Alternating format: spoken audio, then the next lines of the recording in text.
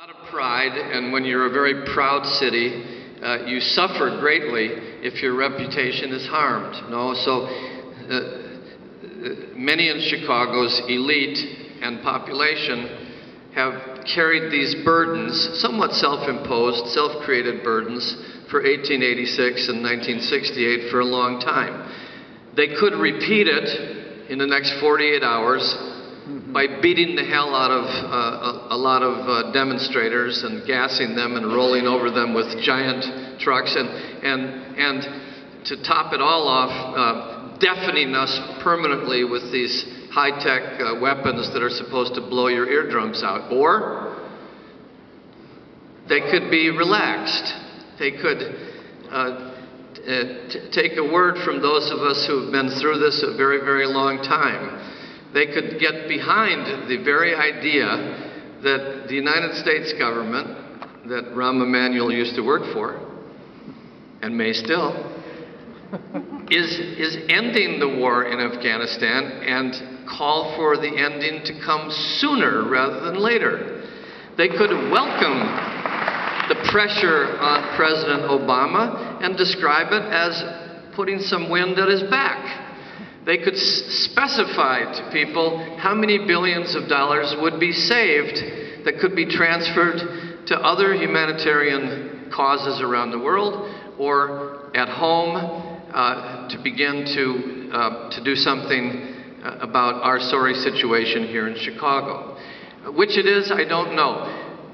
The reason that it's in doubt is what I want to share with you as a longtime incumbent in office who studied social movements and state power, is this.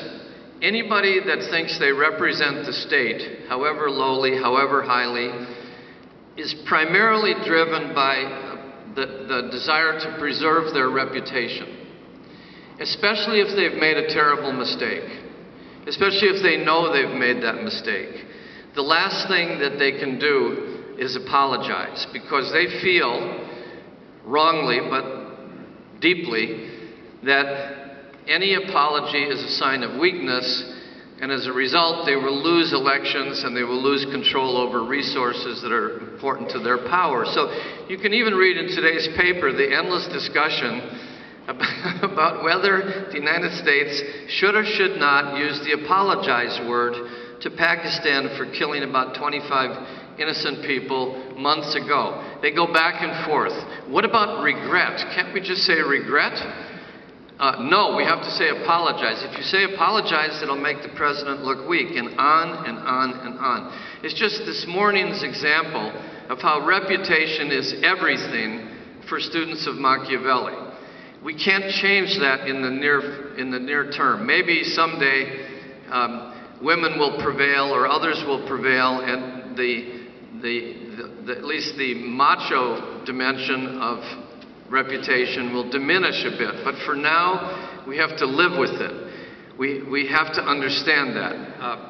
So that's why I think that the city is on edge, because the mayor knows if there's 1/10 of 1% of any violent incident that can be blamed on him, it will be the decimation of his reputation and that of the president.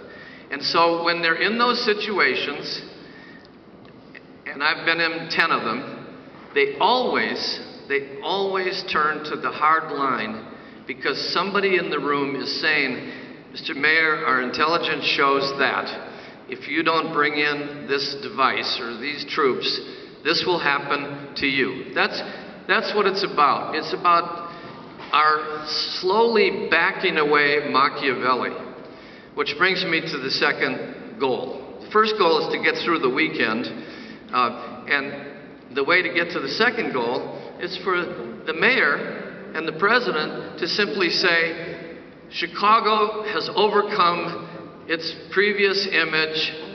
We are a successful city, and we would like to see American troops withdrawn from Afghanistan and NATO troops drawn from Afghanistan. We're joining the French, we're joining the Dutch, we're joining the Australians. Not that they're in NATO, but they're leaving too. They're leaving for the exits. They could take credit for the return